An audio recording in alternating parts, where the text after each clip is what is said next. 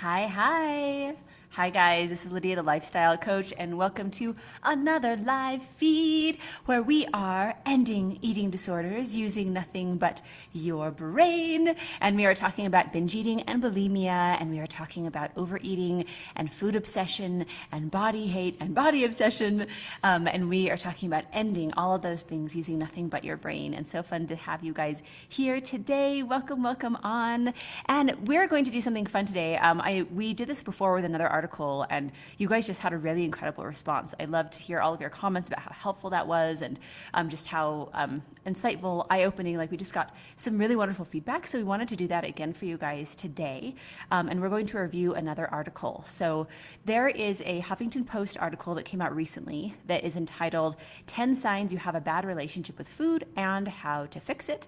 And so you guys can, of course, check out the original article. It's Huffington Post, and that's the title. And what we're going to do is we're going to review that article about what they got right, what they got wrong, what was useful, what wasn't, what was important about it, and then we're going to dive into that. And it's got some good content, so I'm excited to review it with you guys. So hello, so fun to see you guys here. Feel free to likes and hearts and comment and say hello. One thing that you guys can do is, as we're going through this, like the 10 signs you have a bad relationship with food, if you're thinking of any of the signs that you've seen in your experience, or that you understand now of like, oh wow, like that was actually a sign that I had disordered eating, then that would be a great thing to pop into the chat, and we can have some great discussion that way. So hello, welcome on, you guys. All right, so let's dive in. We're going to dive into all 10 of these things and the how to fix it part, and talking about where they were on track and off track, from, what we know about what actually gets people free. And it's fun to dive into this in this way. So with these 10 signs you have a bad relationship with food, they did a really good job with accuracy with signs you have a disordered relationship with food or a bad relationship with food. A lot of times people get this off. A lot of times people connect it to things that have nothing to do with food, or just sort of this very, like, the conventional wisdom, but the very, like, doesn't work, old-fashioned idea of like, oh, it's not about food, it's about something else. And so what they did was they did an excellent job of talking about real things that have to do with food. And I agree with all 10 of these. This is not all 10 of them in general. There are like literally hundreds and hundreds of, things you can point to be like, oh wow, like this is really an indicator that I have a disordered or a bad relationship with food. But of the 10 that they did capture, it was awesome. They were a bit off about how to fix it. And it seems like with the article, they had a good awareness of the actual problem, but not a super solid awareness of how to fix it or why it happens or what to do. And we'll dive a little bit into that after this. But let's go ahead and go through the 10 signs. So number 1, you focus on clean eating, and they put that in quotes. And they make a really good point here about how it's not anything, clean eating is not anything based off of science. Like, it's literally just morality around food.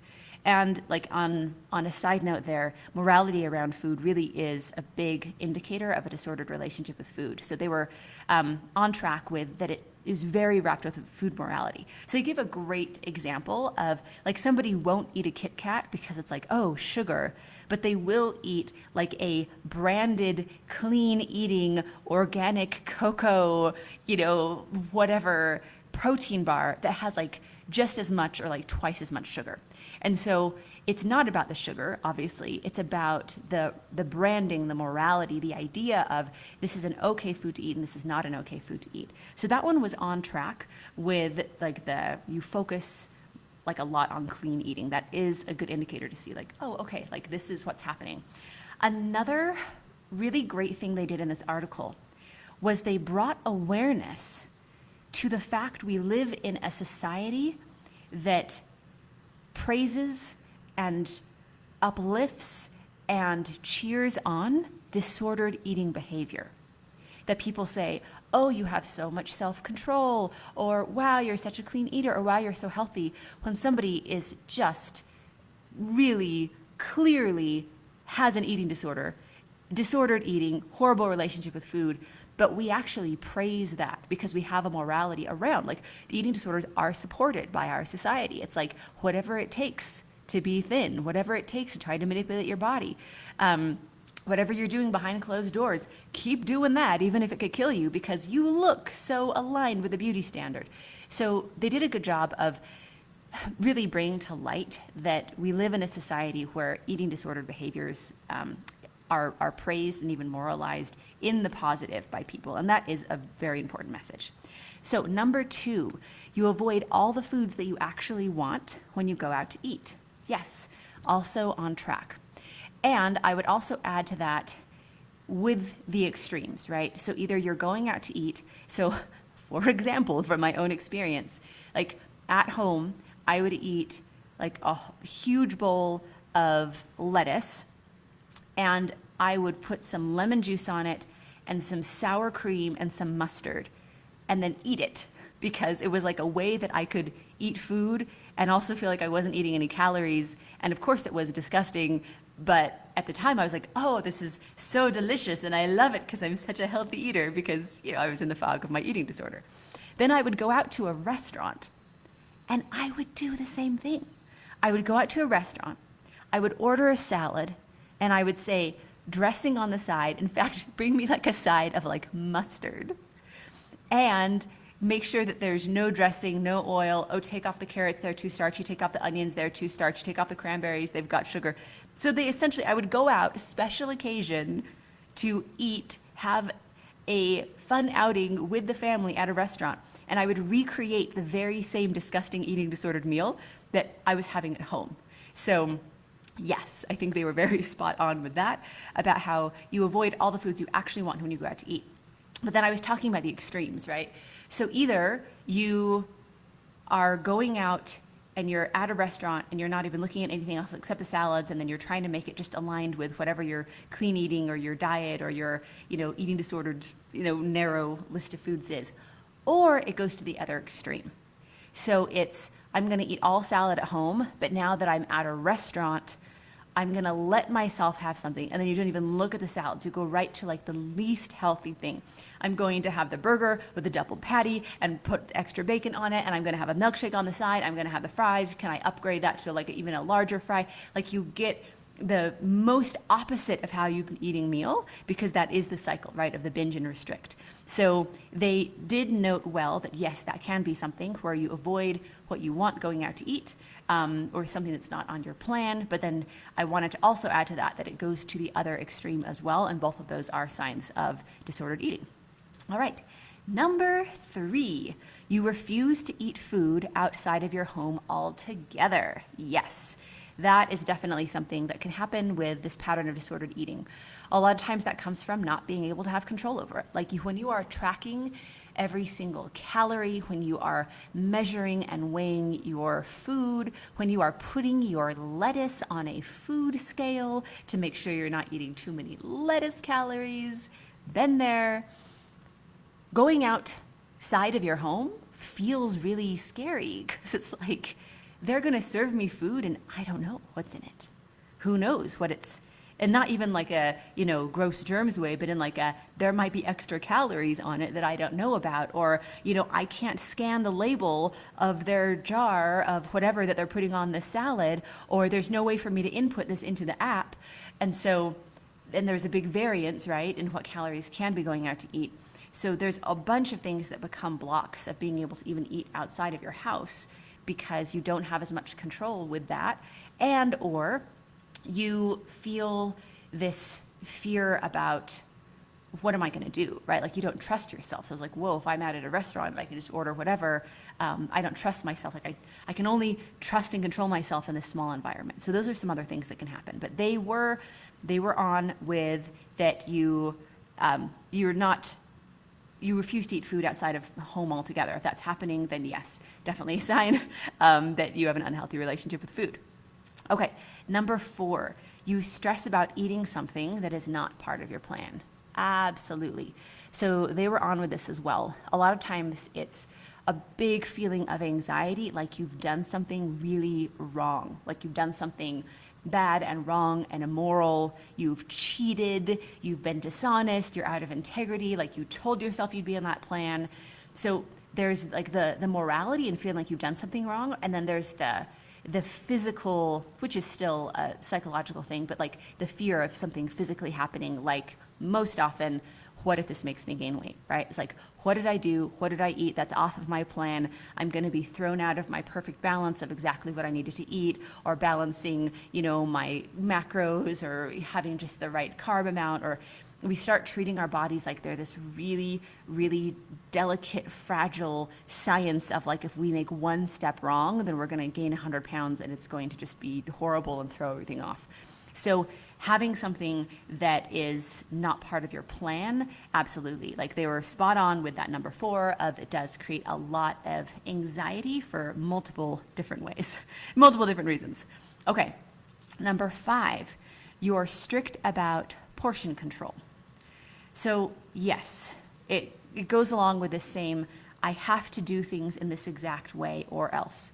And because, and this is me talking, right? This is not what the article was saying, but I'm stacking on that, is because restrictive dieting teaches your body to gain weight.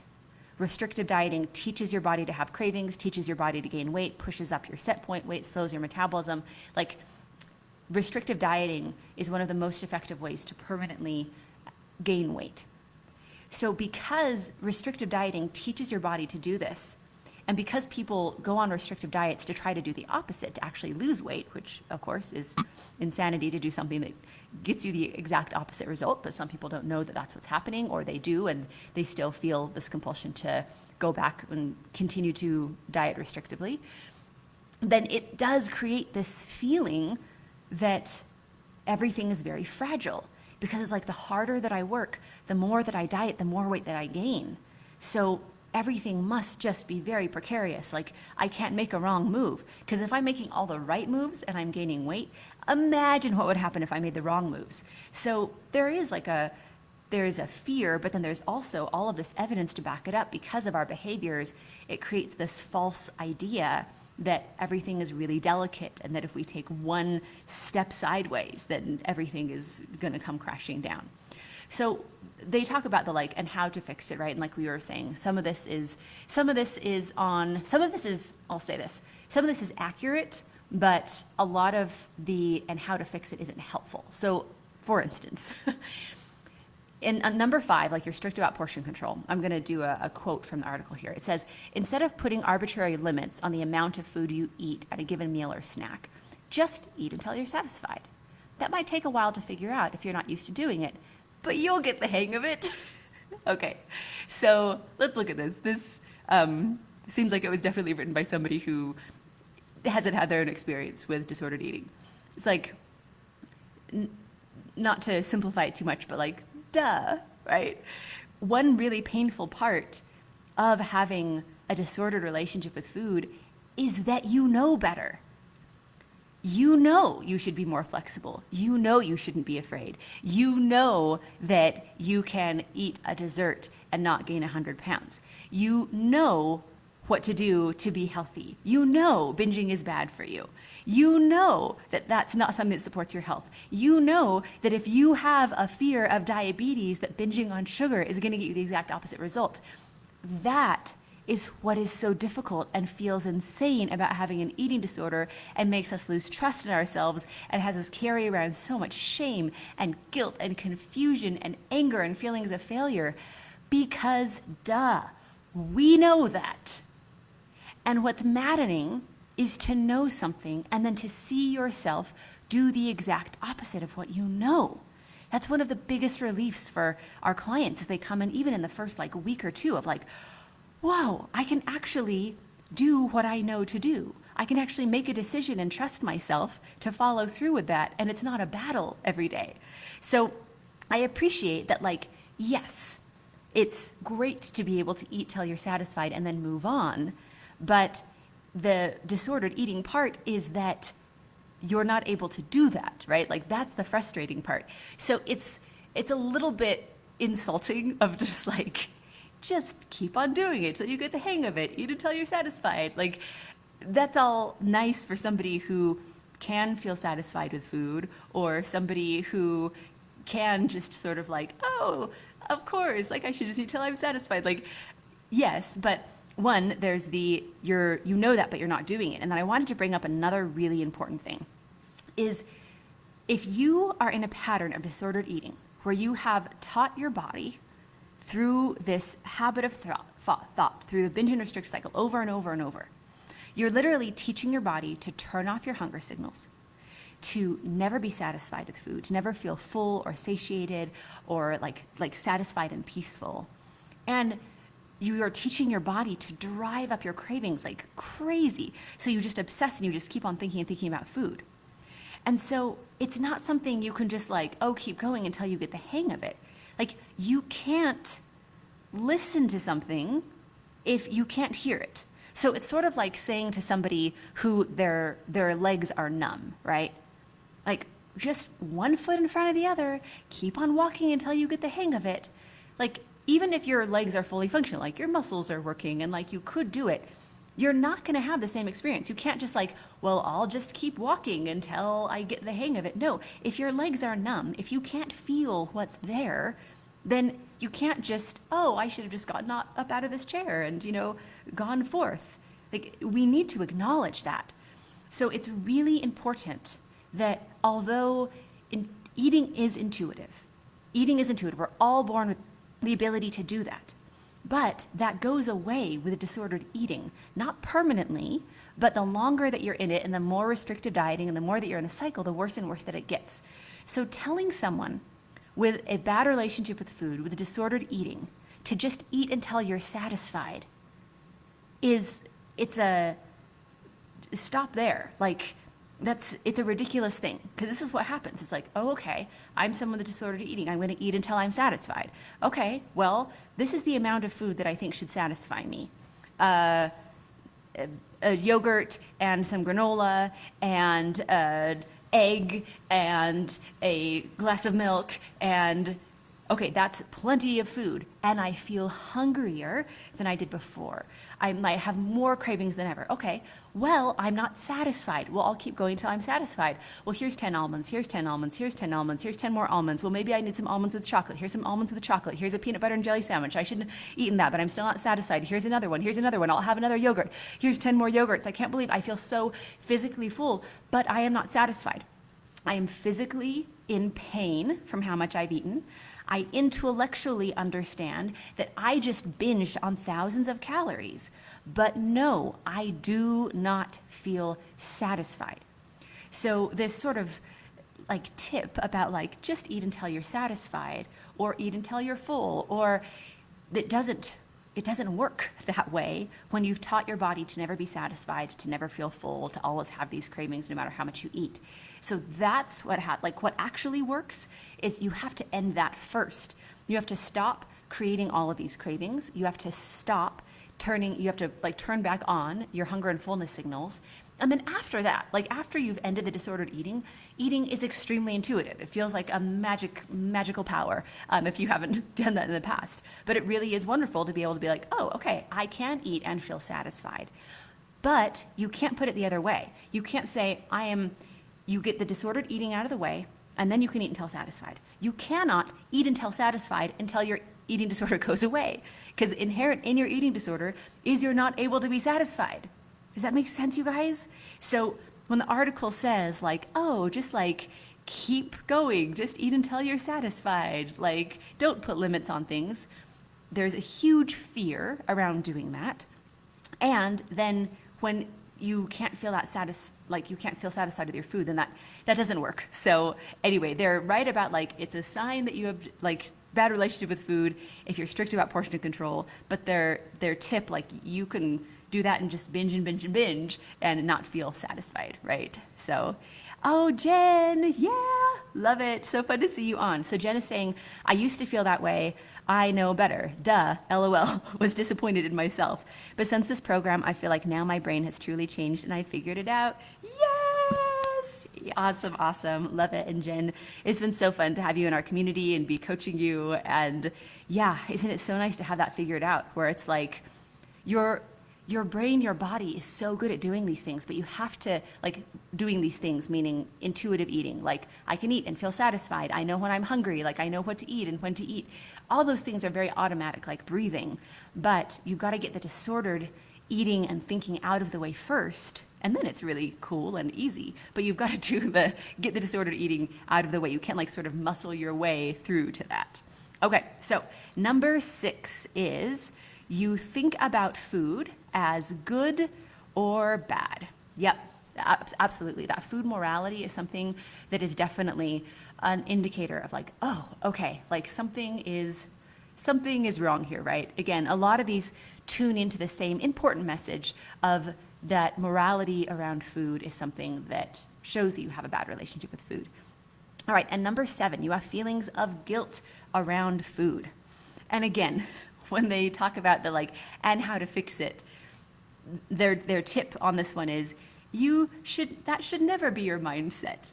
So look at the should there, right? Again, it's just like, duh, like, I know that I shouldn't have guilt around food. I know that I should be able to trust myself. Like, I know that. So acknowledging that is a truth, right? So this article is speaking into, of course, that shouldn't be your mindset. Life would be better if that wasn't your mindset. But just telling yourself, oh, I shouldn't think that way, does not actually change the behavior or change the pattern of thought. But the feelings of guilt around food, I mean, there's feelings of guilt around a lot of things that stem from that. So, stacking on what this article said, just a couple things for awareness. So yes, there's the guilt around food, like I ate a thing that I shouldn't have eaten. But then there's a guilt around our identity of either like I'm a healthy person and I'm doing unhealthy things. I'm a smart person and I'm doing stupid things. I am a responsible person. I'm doing irresponsible things. So there's a lot of guilt around that. And then there's a lot of guilt around the out of integrity feeling of you've done something that you told yourself that you wouldn't do, right? So not just like I am this person and I'm doing the opposite, and that feels yuck, and that feels, the feeling of guilt and failure and shame and all of that. But then there's the I told myself this morning, or I told myself last night that I would never do this again, and now I'm doing it. So I'm glad that the article brought awareness to guilt around food, but I just want to acknowledge that it's not just guilt around food. It's guilt around so many things that just sort of stack and stem off of that. And yeah, that feeling of guilt, shame is a really big feeling. Failure is a really big feeling. So yes, absolutely. And number 8, you use exercise to earn food, and that's put in quotes, earn. So yes, this is indicating that you're in the cycle, right? It's like, I did something wrong, I need to do something to undo it, or I need to do something to earn my food, like my calories. And absolutely a disordered eating thing, and something that is so praised by our society of like, people just say casually like, oh, I can have this, I burned it off this morning at the gym, or oh, I can have an extra treat, I'll do a little bit of a longer workout tomorrow. And we're like, oh, you're so healthy, oh my gosh, you're so amazing, you have amazing willpower, how do you do? It's like, this person is saying, I have a disordered eating, and then they're getting praised for it. So just acknowledge that, you guys. So using exercise to earn food. Okay, so then the article goes on to say, but you should never not eat something because you didn't earn it with a workout or schedule an extra workout to burn off something you ate. Again, the article is doing a good job of, like, that is true. Like, that would be the indicator of more freedom, of that you are eating something and it's not connected with if you earned it or not. But we want to acknowledge that you can't control how you feel with willpower. So if you're going to eat something and you feel like you're stealing, like I am stealing, I am having more than what I'm supposed to, I am ruining my health, I am going to gain weight by eating this, I cannot have this, like it feels like stealing. You haven't paid for it, right? It's like I haven't paid the price of burning the calories to be able to eat the food. So although you might intellectually be like, oh, of course, I shouldn't feel bad for eating this, you can't willpower your way out of how you feel, out of the fear and anxiety. So what's really important is you need to be able to break that pattern of the thought process, of the feeling around it. You have to break the pattern of guilt around food. You need to break that pattern of thought and emotion that oh, I have to earn my food with something. Because you can intellectually know that, just like the article says, it's not like everyone's reading this article and waking up to like, oh, you're right, I shouldn't feel like that. It's like, that's not the way that we change our feelings. And so just want to acknowledge that that's an important piece as well, is that you've got to, with the disordered eating, of course, to get that out of the way, but that goes along with the disordered, like emotional cycle and the disordered, like mental cycle as well.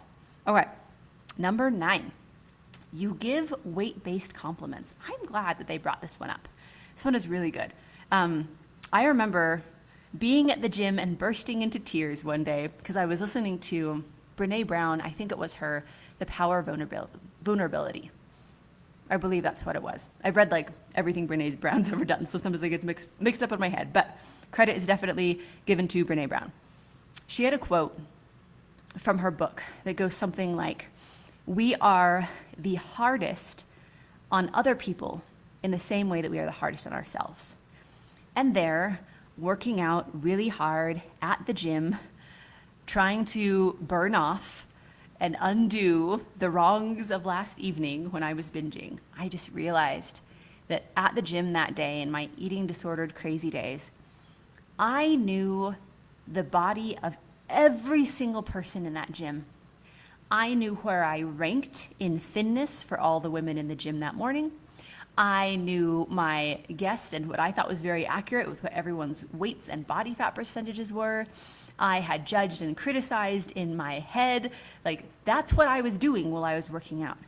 And I realized with how hard I was, not even externally, but if you like pull back the curtain and look at all the internal stuff that was happening, how hard I was on so many other people and their bodies. Wow, definitely. Yes, Brene Brown, the thing that I am hardest on other people about, I'm definitely hardest on myself. It was just hell obsession in a cage underwater. Like, it's really awful.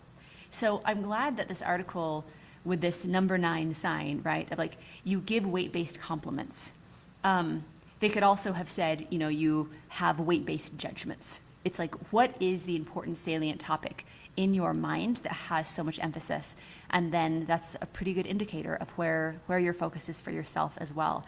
And stacking and noting on this point, can we just, again, like put this out there of commenting on people's weight and commenting on other people's bodies is bad for the world, it's bad for society, it's bad for women. So if you want to uplift the world and society and women, stop commenting on their bodies. Like, stop commenting on their bodies, stop commenting on their weight, stop giving them compliments as they lose weight from, well, maybe it could be that they worked really hard and they made some lifestyle changes. Or you could be complimenting somebody on having an eating disorder that's killing them. You could be complimenting somebody on having cancer, that their body is rapidly dropping weight. You could be complimenting somebody on going through extreme grief and not being able to keep weight on their body because they're going through such emotional turmoil. You don't know what's going on there, and don't assume, because with the hundreds and hundreds and hundreds of women that we have freed all over the world, and men, from this awful cage of an eating disorder, a huge thing that comes up is like, I would get so many compliments when I'd start losing weight, and people would be like, wow, you look so healthy, you look so good. And in my mind, I would just say, like, if you only knew what I was doing to myself, how I was hurting myself, and now you're complimenting that. So just on a little soapbox side note there, stop commenting on people's weight. And no, I'm not saying stop judging or commenting on people gaining weight. Yeah, don't do that. But also stop praising the people that you're seeing that are losing weight as well. It's contributing to the problem. So anyway, tell your friends. All right. And number 10, you have designated cheat meals or days. So yes, this is an indicator again of that morality of like, I'm on the wagon, I'm off the wagon. This is a day that I'm giving myself permission to do a bad thing, or you've like built that around even the word that we use around that, like cheat meals or cheat days. It's like, what are you cheating. Like notice the connotation of just like the sliminess or the doing something wrong that comes along with that. So yeah, exactly. And then the article is saying, in other words, all of the rules you put around food during the week leave you feeling totally out of control when the rules get lifted, and you end up feeling much worse than if you just let yourself have what you wanted when you wanted it. All right. So again, the article points to this is the way that it should be, but it isn't really a how to fix it, because this is what happens. If you just let yourself have what you want when you want it, when you have disordered eating, then you're binging, essentially. And then that feels really awful, and then it goes back into that restrictive cycle. So it is very important to be able to be in a mentality where you can have what you want when you want it. You don't feel morality around it. You don't feel bad around it. But again, that has to come once you've removed the disordered eating. Because having what you want, think about that. Like, there's always, it feels like a battle in your mind. Having what you want, well, there's one part of you that wants to go to bed. And then there's another part of you that wants to finish every single piece of candy that is in the cupboard so that it's out of the house, and so you can finally have some relief. So what is the you, right? Like, you can probably guess which one is the eating disorder. But with that, telling somebody with disordered eating of just like, oh, just, have what you want when you want it, without giving them the tools of how to get in touch with who they really are and what their desires are, then what that leads to is that if somebody just does that on their own, like, okay, well, I'll just have what I want when I want it. Like, we've had people come to us that have gained 50 pounds rapidly because they have tried without the support of the tools that actually work. They've just sort of tried like willy-nilly on their own of like, I just tried to have whatever I want when I wanted it. And so they just binged and binged and binged and binged. And now they have like 50 pounds weight gain and diabetes. And it hasn't been good for their health because they were still listening to what their eating disorder wanted, not what they wanted. And nothing is as sustainable as doing what you want. So that's one reason why with what we do, people get such permanent results and such a relief, because it's not a battle in their brain anymore. Like, they know what they want, and then that desire, they just follow that. So they do eat what they want when they want, but it's what they want and not what their eating disorder wants. So this is a little too much of a simplification here of just like, you should just have what you want when you want it. Because again, if you are in the cycle of disordered eating, then there are going to be a lot of things that feel like you that are actually the eating disorder that are just going to lead back and back and back into the cycle.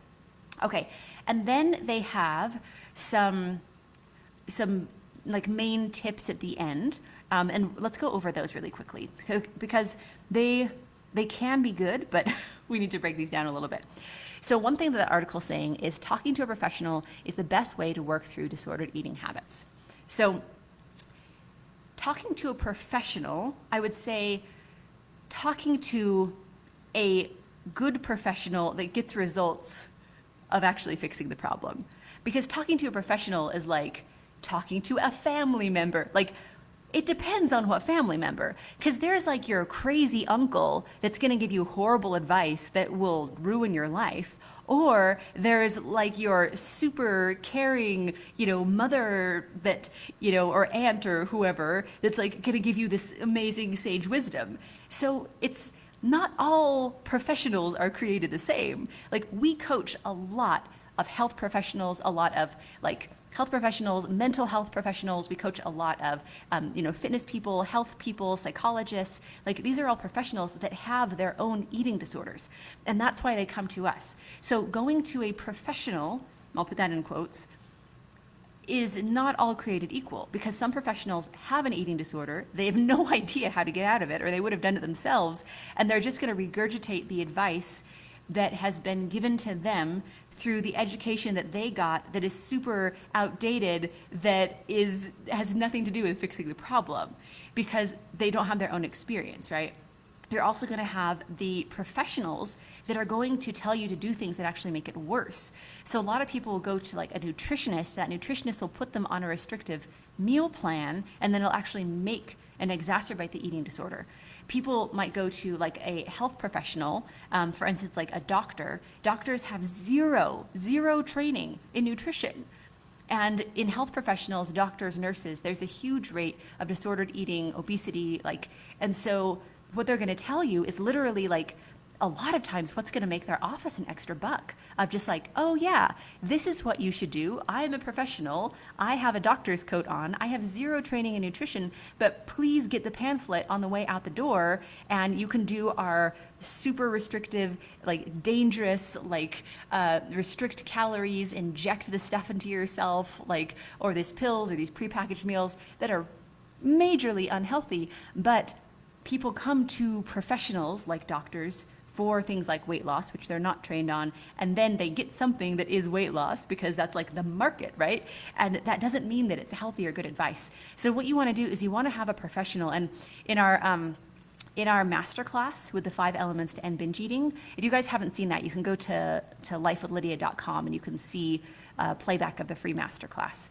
But the 5th element of ending binge eating is talking about like how you want to get good help to do this, right? Because not all professionals are created the same. You want somebody who actually has results, that doesn't just have like an education of like, here's what I paid for and worked to get my degree and said in a textbook. Like, you can go and read that textbook yourself. Like, you don't want somebody with just like book knowledge. You want somebody with results. You want a professional that actually has people coming in with disordered eating and leaving without disordered eating. Like, that is super important. So somebody with results. You also want a professional that doesn't have an eating disorder themselves. And I know there's this idea of like, yes, but I got into helping people with eating disorders because I have an eating disorder and I thought by helping others it might help me. Like, I applaud the heart of wanting to reach out and help people, but you've got to put your own oxygen mask on first. Like, this is a big issue in the eating disorder industry of people getting into it because they actively have their own eating disorders. And so they're like doing it as self-help for them. But then it's just like this pollution of like, I have an eating disorder, I don't know how to fix it, but come on, let's fix it together. And then everyone just has an eating disorder together and never gets better. You can ask, you guys, you can ask point blank, what is your relationship with food like? And hopefully somebody would tell you the truth. But it's something where you want to really have somebody that doesn't have the same problem themselves, right? Like, have somebody that's put on their own oxygen mask. And again, like, there's this idea of like, oh, but like a doctor, a cancer doctor that has cancer, like that doesn't keep them from helping somebody else with cancer. But that's sort of a mentality that sometimes people have. But understand, like, cancer is not like, that's something where, sure, if the doctor has people coming in with cancer and leaving without cancer, okay, well, then that would be one thing, right? Another piece of evidence. But cancer isn't something where it's like, I have no idea, how to fix this. It's like there's specific treatment that has been studied and like the results of that, right? And somebody doesn't give themselves, well, that's debatable, right? Because sometimes we can do things like disordered eating that is pushing up our likelihood to have cancer. But the point is that this is a different thing. It's like, this is something where if somebody doesn't know for themselves how to fix this, then what is the likelihood that they're going to know how to fix it for you, right? So that's one thing to look at, especially with food stuff. So that's one thing of like, when they say in this article, talking to a professional is the best way to work through this. Like, in general, yes, that's going to be good, but you want to really have a good professional. And we have heard like horror stories, and it's not uncommon, which is a sadness, but we have had clients come to us that were so scared to get our coaching because of their past experience of like health coaches, that their strategy was shaming them, of just like, you cheated and you're horrible and like you're totally out of integrity, just like shaming their clients. Just for the record, shame is the most horrible way to promote change. Like, go and talk to any parents that have shamed their children growing up and see how aligned those children are with the values that their parents were teaching them. Just go and see that. Like, shame does the opposite of working, okay? So if you have a professional, I'll put that in quotes, that you're working with that is using shame as any part of what they do, like, run. Like, that is not effective. It does not work. Like, that does not promote change. It does the opposite. And then we've just seen so many people, again, with disordered eating themselves, and then like these, like nutritionists that have put people on really like extreme food plans, on just very restrictive. And yes, if the person that if they took their client and they put them on a restrictive eating plan and that person stuck to the restrictive eating plan, then they would probably have a result of maybe some change physiologically. But the point is that if you don't stick to that plan, then it doesn't help you. And if that plan is actually making more of a restriction cycle where you're binging more now that you have a restrictive plan, you can't think of the solution in terms of the theory of what should work if you do it. You've got to think in terms of what does work and what is doable that people are actually doing so they get the results. That's why everything that we do is based off of the data of what actually works, of what actually gets people free, of a predictable system that has worked over and over and over and over. So that's a really important thing. And then the last tip that they give is the difference between, in this article, the difference between a healthy approach to food and a disordered one is flexibility. And this is actually a good principle. This is a good indicator of like, oh, okay, like I have that flexibility. Like I can eat something on a special occasion, or I can go out to eat and have something that I want, or, you know, like the morality is gone. The morality is very much of that black and white thinking. And so like the flexibility is a really great thing. But again, what the article does is that it's doing a good job of describing the problem better than it has been. Like I really want to applaud this Huffington Post article, that they're describing the problem better than it has been in the past. They're bringing awareness to what actually happens with a bad relationship with food. They're bringing awareness to the morality around that we have a society that really praises and uplifts like that disordered morality around food.